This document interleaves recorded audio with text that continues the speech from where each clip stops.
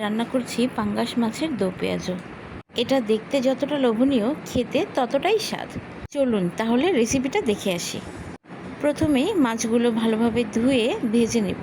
ভাজা হয়ে গেলে নামিয়ে নিব। একই তেলে দিয়ে দেব পেঁয়াজ হালকা লাল করে ভেজে নেব।